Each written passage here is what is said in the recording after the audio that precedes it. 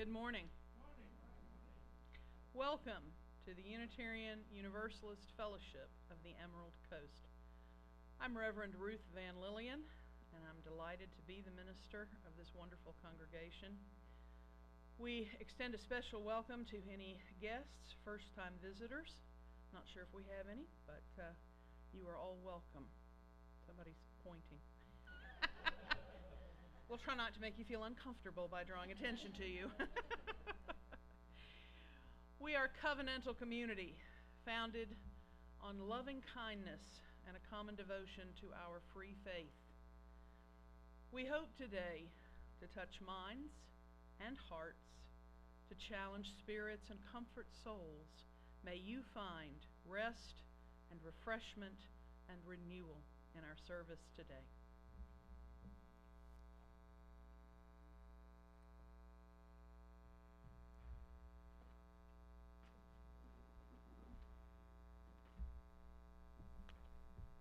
Now you can see me. Announcements today are in your bulletin. Please take it home and keep it handy so you won't be surprised by things that are going on here. There are a couple.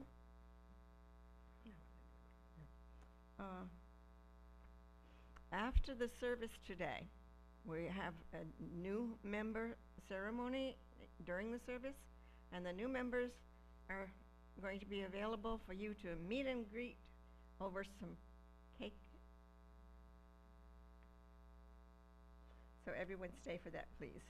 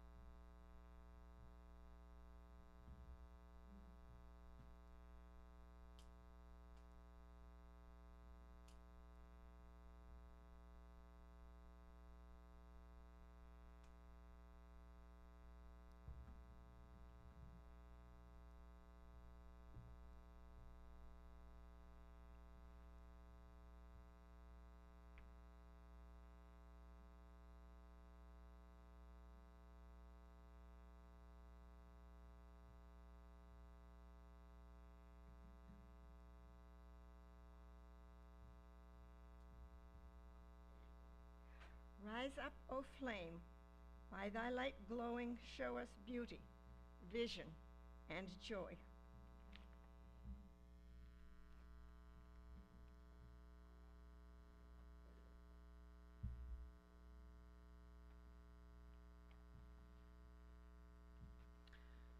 Our call to worship is not as you see printed in the bulletin. It is number 645. Number 645 in the back of the gray hymnal. It's a responsive reading. Song of the Open Road by Walt Whitman. Number 645. I'll read the regular print, and if you would read the italics. 645. Afoot and light-hearted, I take to the open road, healthy, free, the world before me.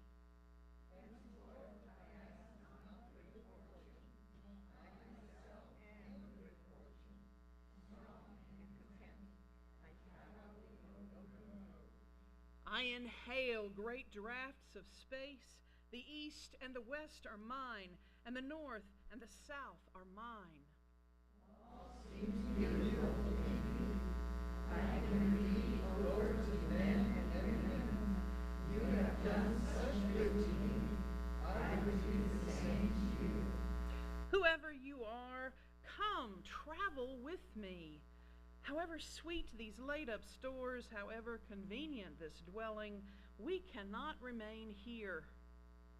However sheltered this fort, and however calm these waters, we must not anchor here. Together the inducements shall be greater. We will sail pathless and wild seas. We will go where the winds blow, waves crash, and yank the first sweet cry of the sail. Forward after the great companions, and to belong to them, they too are on the road. Onward to that which is endless, as it was beginning us, to undergo much, tramps of days, rests of nights. To see nothing anywhere but what you may reach it and pass it. To look up or down, no road but it stretches and waits for you. Know the universe itself as a road, as many roads, as roads for traveling souls. I invite you to turn in this same hymnal to number 311. Number 311, Let It Be a Dance. I invite you to stand as you are able. If you also want to dance around, that is fine. We'll sing all verses.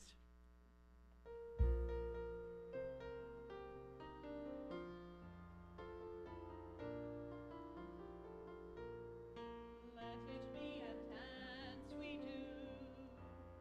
May I have this dance with you through the good times and the bad times too. Let it be a dance. Let the dancing song be heard. Play the music, say the words, and fill the sky with sailing birds. Let it be a dance. Let it be a dance. Let it be a dance. Learn to follow, learn to lead. Feel the rhythm, feel the need. To reap the harvest, plant the seed. Let it be a dance. Let it be a dance we do. May I have this dance with you through the good times and the bad times too. Let it be a dance. Everybody turn and spin. Let your body learn to bend. And like a willow in the wind, let it be a dance.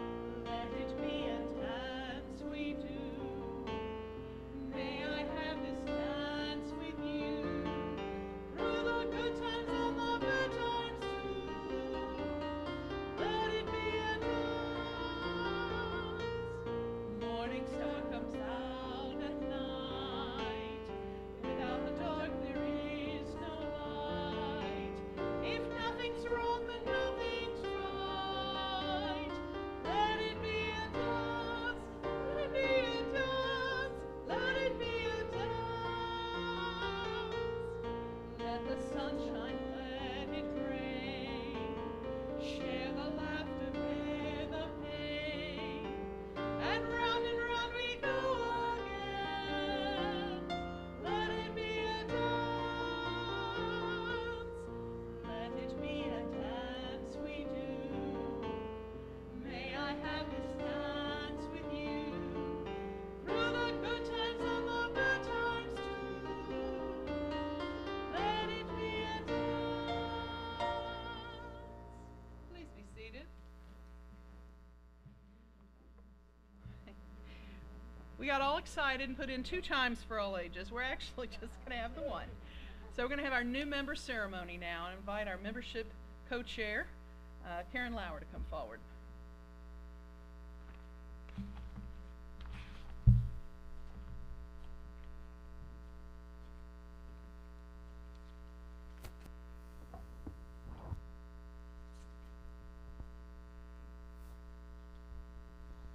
Good morning.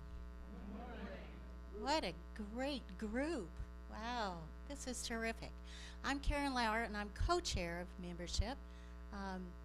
Lisa Farley is the other co-chair, and she is taking her college senior back to college today, so she couldn't be with us today, but her thoughts are with us, I know.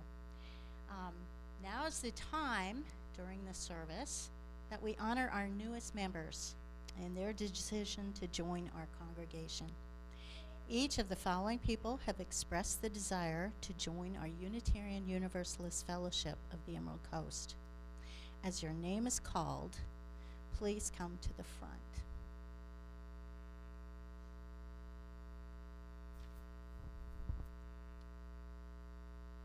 Sam and Julia Phillips. Are they not here today? I know they had out-of-town company unexpectedly, so we will get them next time.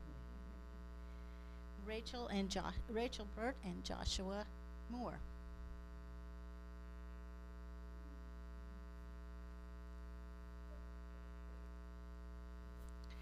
Erica Erickson and Alex Faulkner. Yeah, go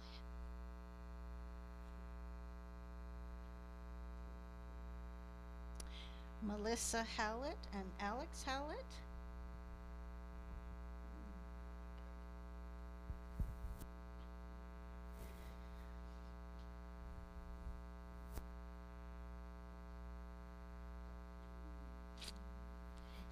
And Linda Ryer.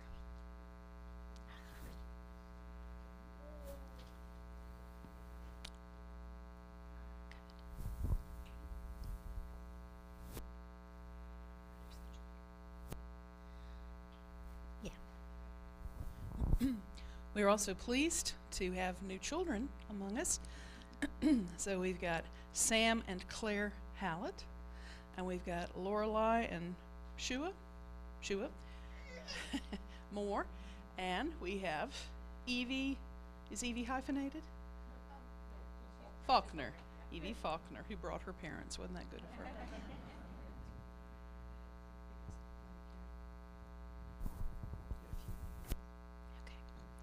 We encourage you to share with us your creative thoughts, your vital experiences. It seems to be fading out a little. Your doubts and your dreams about what our lives can be together.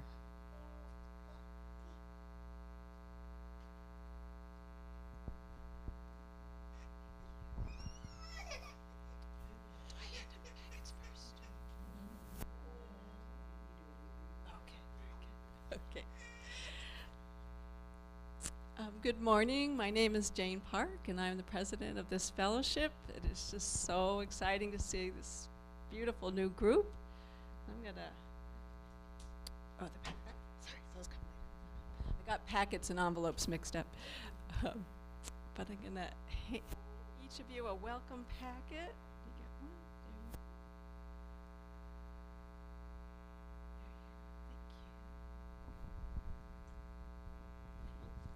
you go. Sorry. You guys could share. Very good. Thank you. So it is a joy to welcome each of you as a member to our fellowship.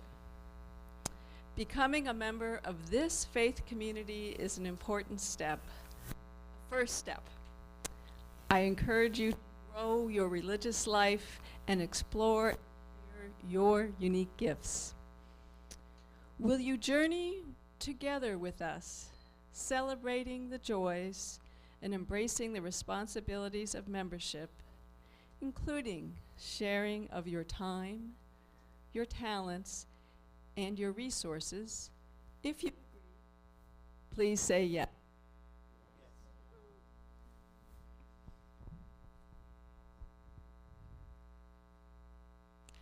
I'm going to ask Karen to hand the gift bags. In these bags, they're full of UU magic, hopes and dreams. There's a pocket guide to Unitarian Universalism, which is a nice place to start as you learn more about your new faith community and the principles and values that we hold dear. As you receive your packet, or when you have, if you'll come over here and sign the book. So we have the pen. Oops. There's the arrow, and you just print and sign. Ours is a shared ministry to help each other find meaning in life and to build a just and compassionate world, working to fulfill the vision and mission of our fellowship.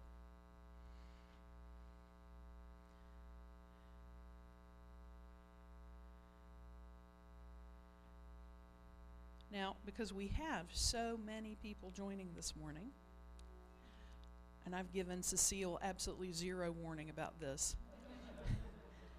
Cecile, would you turn to 123? Let's sing Spirit of Life while our new members have a chance to sign. It's 123 if you don't know the words in the gray hymnal.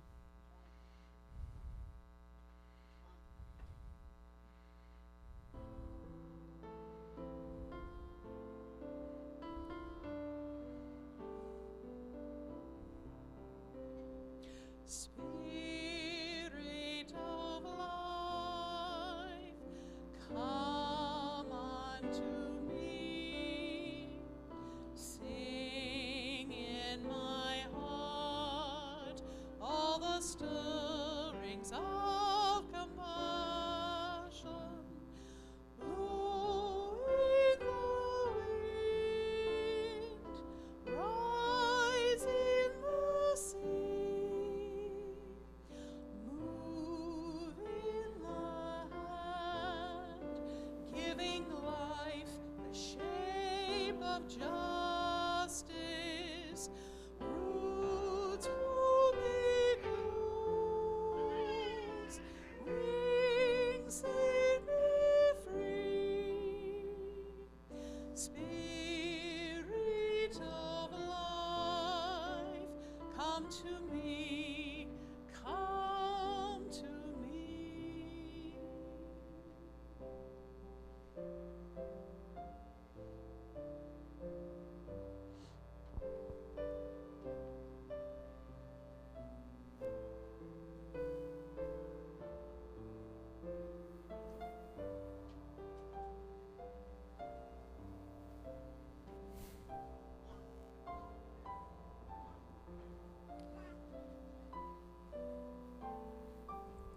Evie is directing, as you see. I think there might be a conductor in there somewhere. Right, I agree. I'm going to ask our Director of Religious Exploration to make her way forward.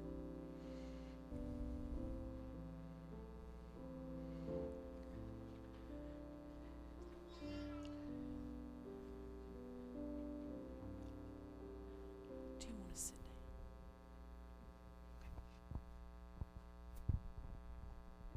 Hi all, I'm Sarah Ford. I'm the Director of Religious Exploration. When I started doing this, I wasn't sure when we reopened if we'd have many children. I thought it might just be my kids. So I'm so happy that you guys are here, and I've enjoyed getting to know all of you. My assistants are going to help me hand out gifts to everyone, okay? And Annabelle helped pick some of these out. Okay. And Mazzy, too. Go ahead. You can do it. We welcome these children to our fellowship. They also have much to offer, and we embrace them as precious participants in our community. We offer them a welcome gift and look forward to a meaningful future together.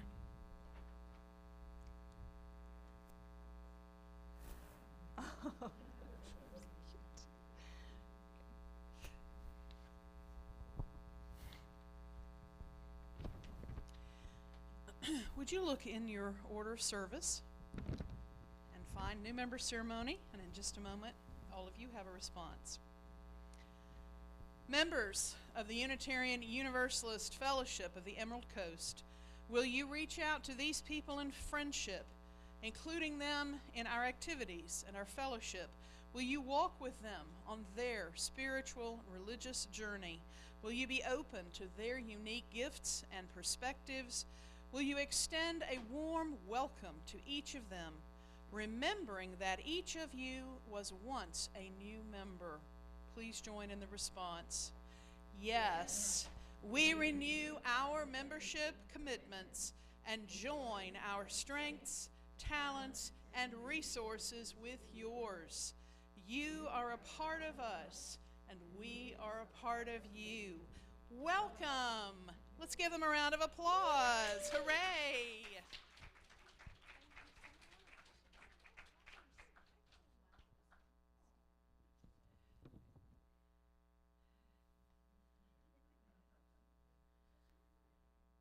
And now Sarah is going to lead our Time for All Ages.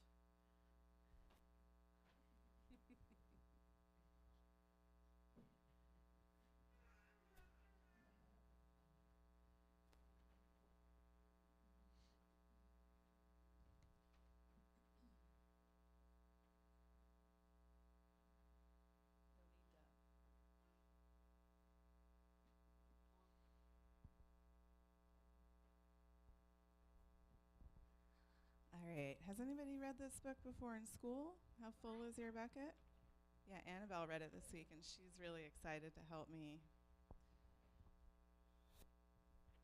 read. She might read a little bit, too.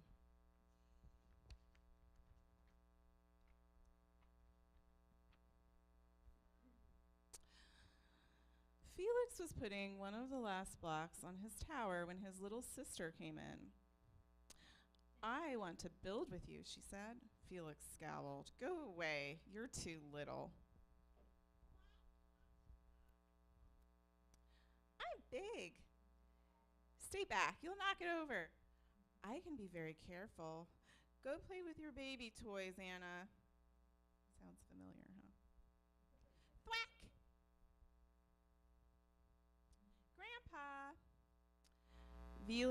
Grandpa shook his head. Felix, you just dipped from your sister's bucket, like everyone else. Anna has an invisible bucket. When it's empty, she feels bad, but when it's full, she feels great. Didn't you ever notice your own bucket? Invisible bucket? Sometimes Felix couldn't quite tell when his grandfather was joking.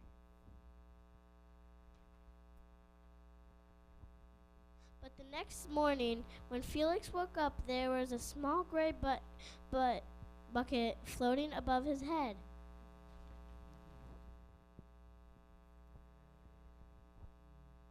When Felix came down to breakfast, his mom was in a hurry.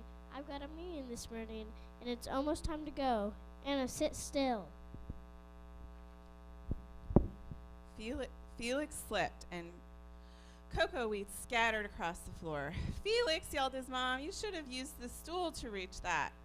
Felix could feel his bucket tip, and big invisible drips spill out. Drip, drip. Ha ha! Anna laughed as she crunched the cereal with her shoe. Drip. Get the broom and clean that up before you miss the bus, scolded Mom. With the school bus honking, Felix quickly swept up the cocoa wheats and grabbed the last blueberry muffin. But before he could even take one bite,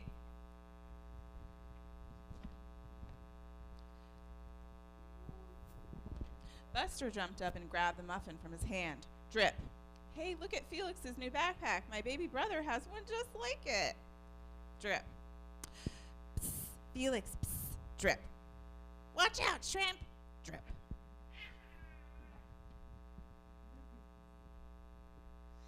It is still morning, and Felix's bucket is almost empty. As he watched his classmate walk into the room, he secretly hoped they would trip and fall. That's what it feels like when you have an empty bucket. Felix slumped into his seat and waited for something else bad to happen. Mrs. Bumpornicle walked slowly up to his desk and handed him a paper. He could barely look. Felix, you wrote a wonderful story. Would you please share it with the class? Felix grinned. Big drop landed right in his bucket. Drop. Drop, plop, plink, drop. The Gigantosaurus who wanted a pet by me, Felix. The class grew quiet. They laughed at all the right places and oohed at the scary parts. When Felix finally read the end, everyone clapped. Even Emily, who sat next to him and didn't usually like dinosaurs. Felix felt a whole shower of drops land in his bucket. Maybe the day wouldn't be so bad after all.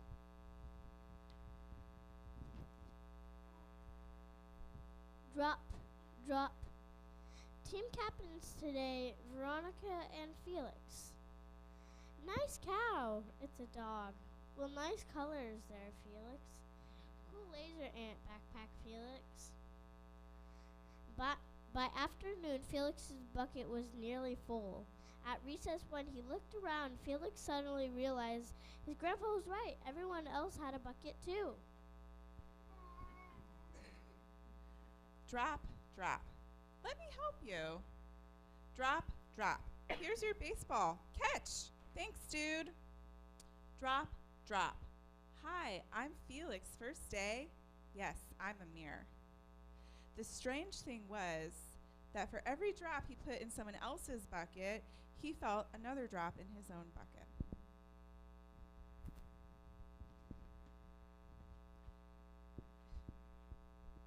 When Felix burst in the door after school, he shouted, "You are right, Grandpa. I do have a bucket, and I understand how it works." Then he saw Anne Torndal. "Bad dog," he almost scolded. But then he thought, "Dogs might have invisible buckets too. Your doll will be okay, Anna," said Felix. "Mom will fix her. Until then, do you want to help me build the tallest building in the world with blocks?" And so they did.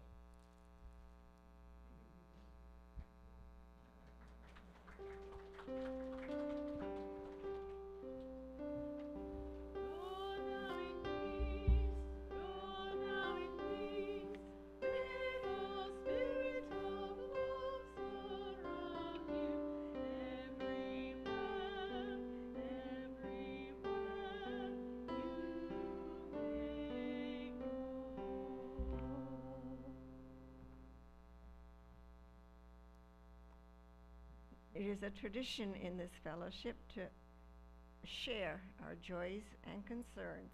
You come up here to the microphone, which is not there right now. We'll put it back. Have, yes.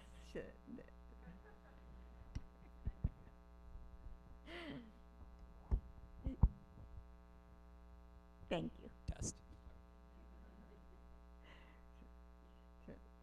Anything that is on your heart, you may share out loud. You may just drop a pebble into the water, and we will share your feelings.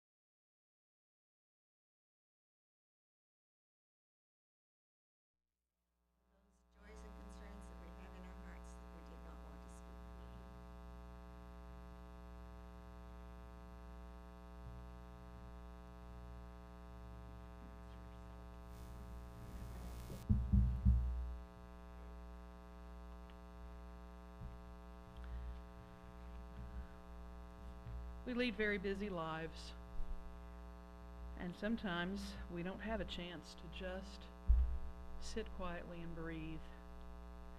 So that is something that we get to do now.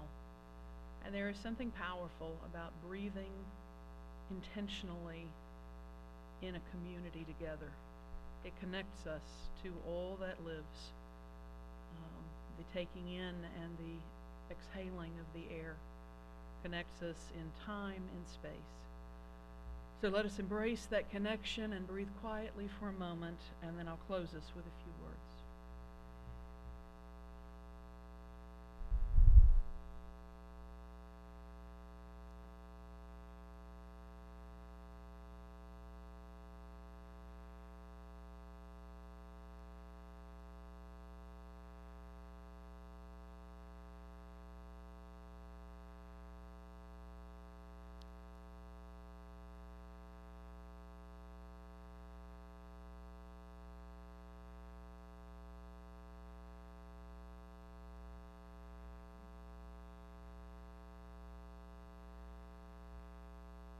Looking at you, are you looking at me?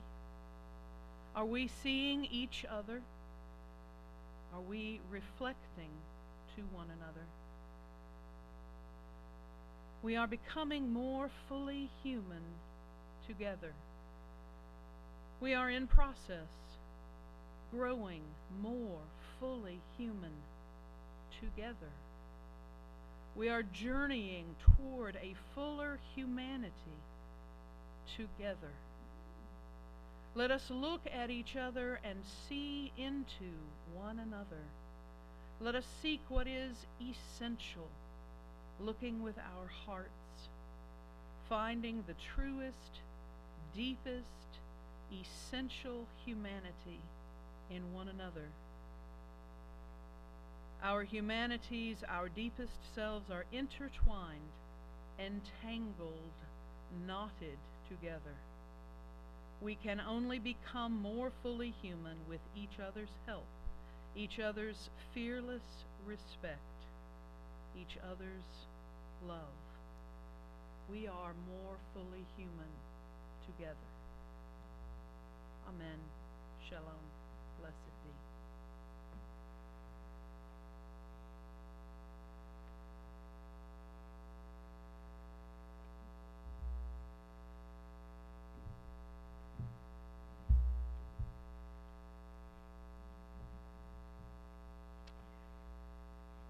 After our song of dedication, we will take up the offering. We have offering people here.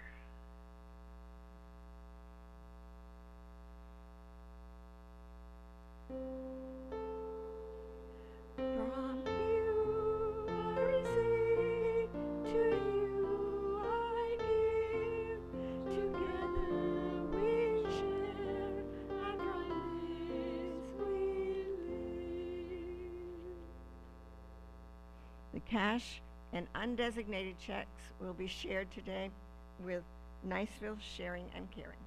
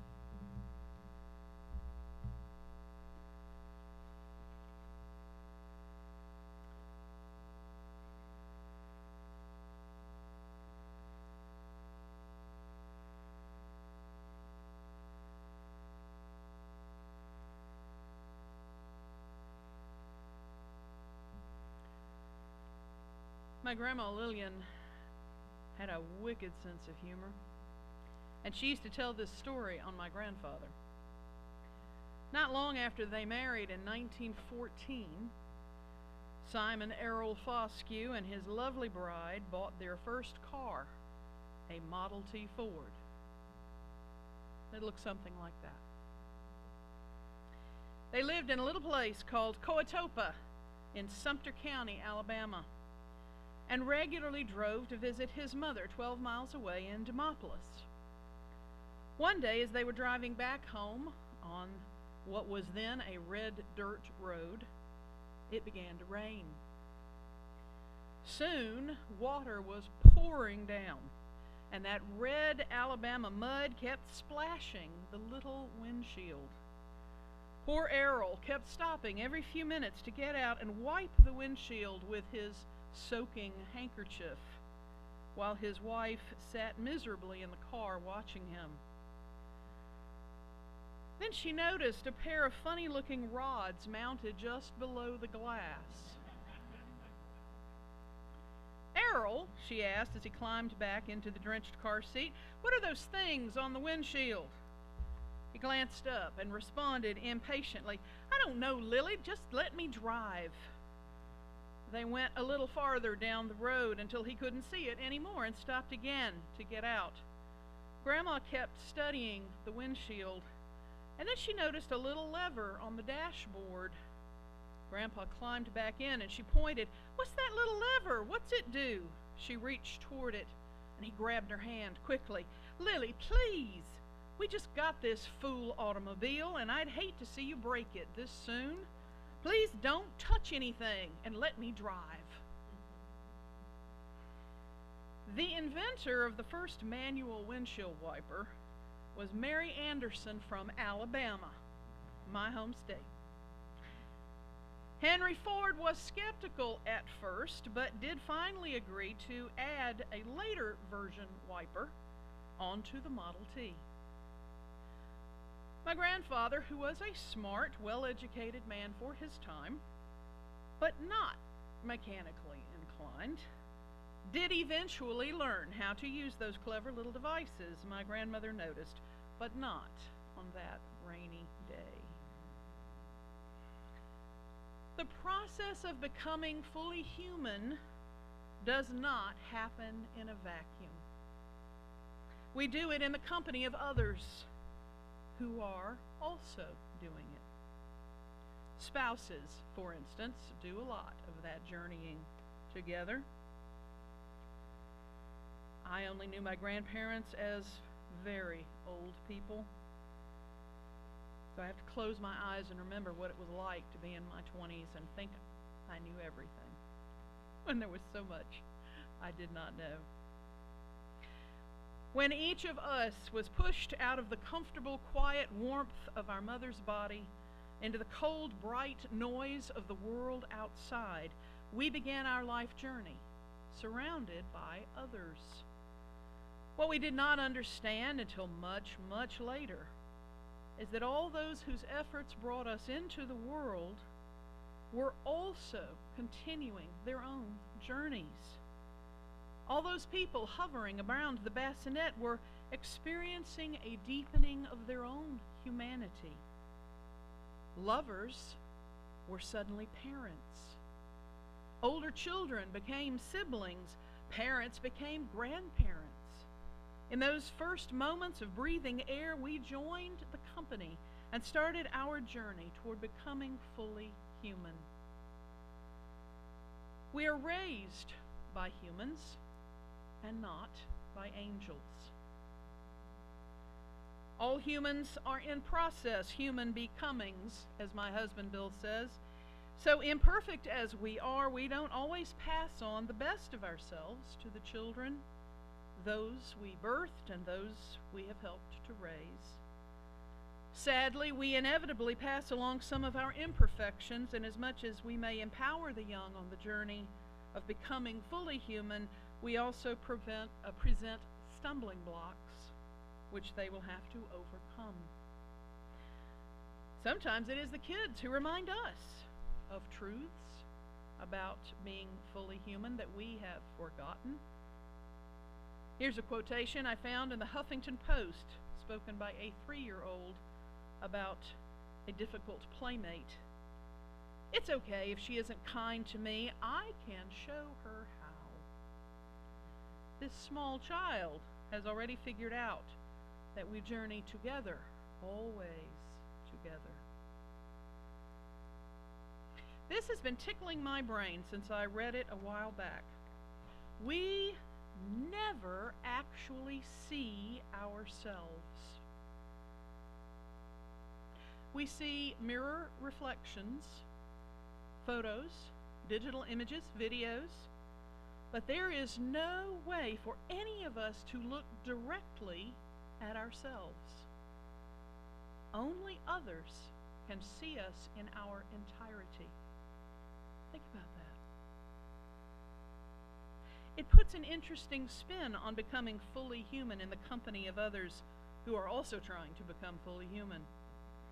It means that we are each other's mirrors. I can't see myself, but you can see me, and I can see you.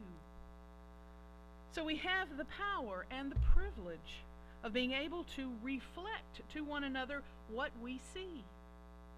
And not only can we do this for each other, we have an obligation to do this as a means of helping one another to become more fully human. Now think about Facebook, Instagram, TikTok, and other social media platforms. They are more than just places to share family photos or business opportunities or jokes, poems, or political opinions. There are so many people putting themselves out there saying, "Look at me. Please see me." We have a deep need to be seen, to be acknowledged, to be recognized in all our glory and our failure, in our joy and in our pain. We see some of our inner selves and we see bits and pieces of the outside, but we never see the whole. So it's easy to miss important parts of ourselves. And if those human becomings closest to us are themselves unseen and maybe unloved, they will not be able to reflect us to ourselves in meaningful ways. What about the energetic child who is always told to sit still? Or the imaginative one who makes up stories and is accused of lying? Think of how many people have gifts and talents, intelligence, skills, who never developed them because no one saw them and no one reflected back to them what they could do and who they could be. As mirrors, we all leave something to be desired sometimes. We don't always look carefully or see clearly.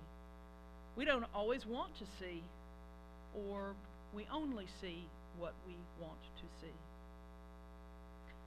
Consider a popular TV show known for its deep theological truths, The Walking Dead. This is a show about a zombie apocalypse where the dead pursue and devour the living. Early in the first season, the white Georgia sheriff, Rick Grimes, castigates a particularly unsavory character, also white, for his offensive racist tirade. Rick gets in Merle's face and shares some wisdom, which I will paraphrase. Things are different now.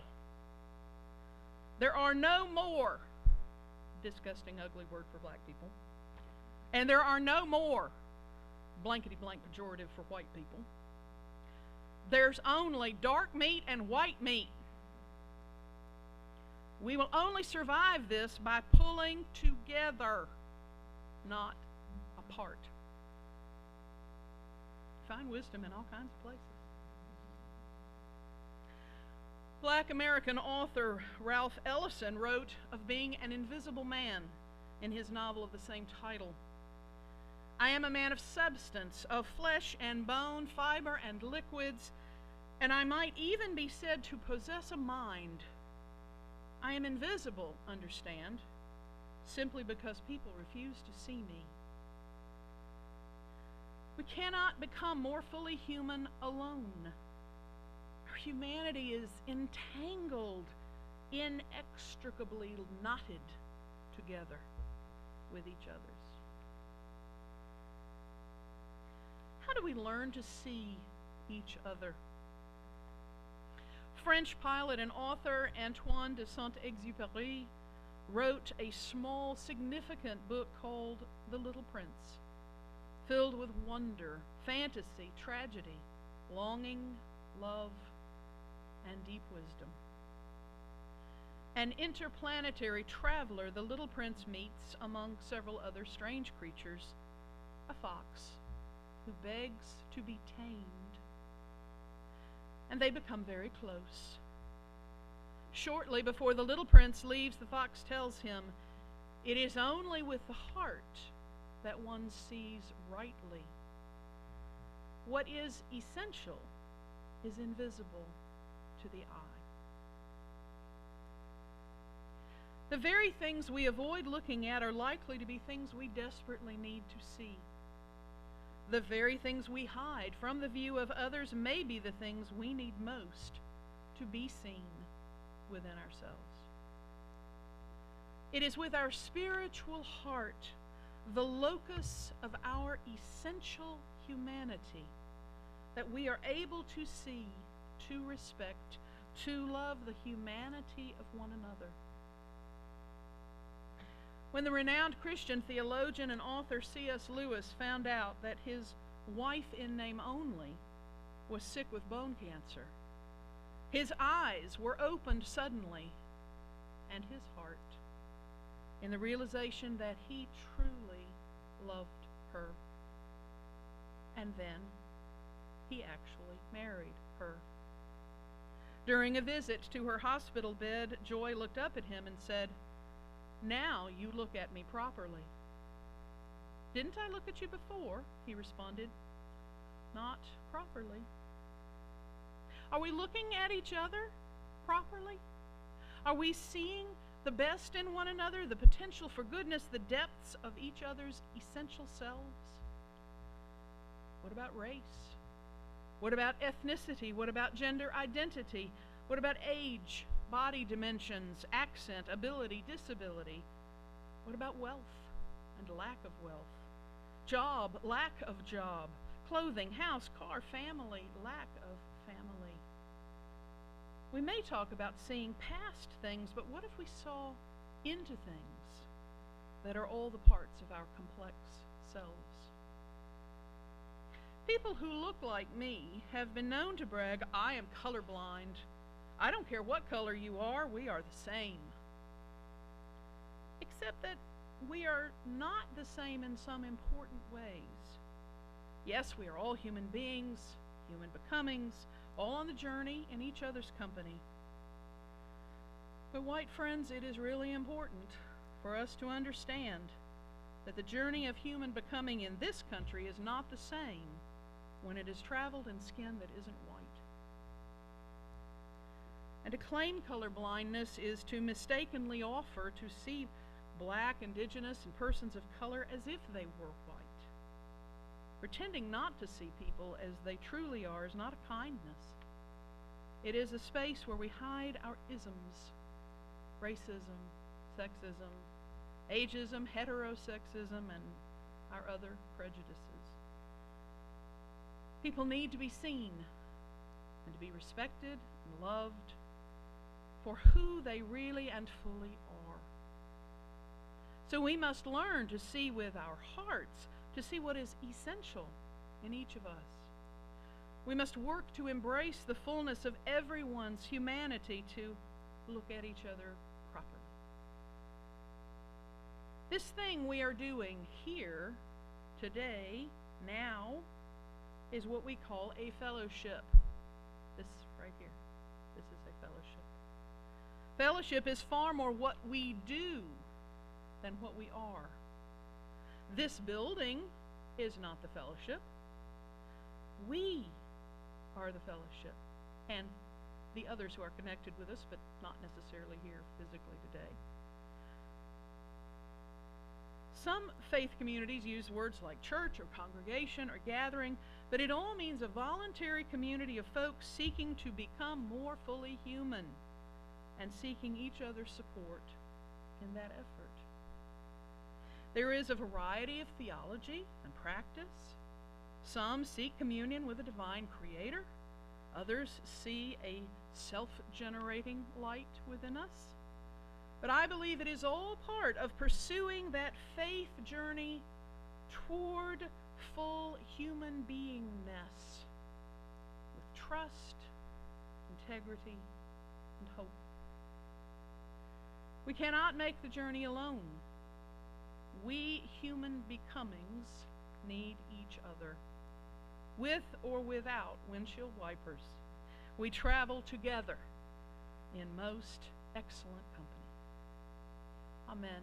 Shalom. Blessed be. I invite you to take your teal hymnals and turn to 1021.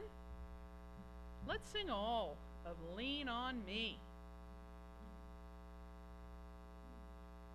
Sometimes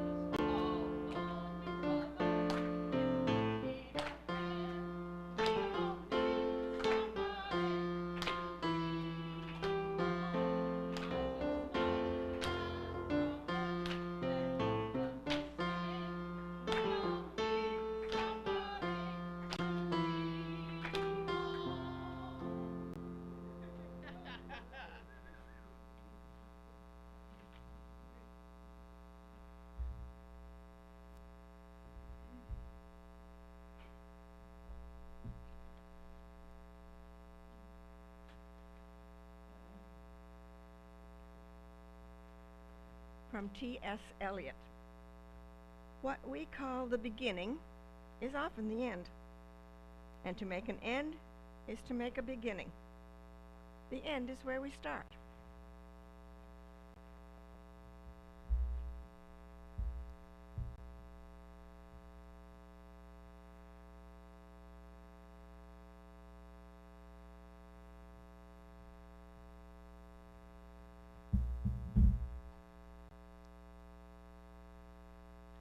Following our prelude, we'll gather in the back and enjoy refreshments and greet our new members. Siblings and kindred together. That's the word. We are all in this together. Human becomings. Let us go forth in peace. Amen. Shalom. Blessed be.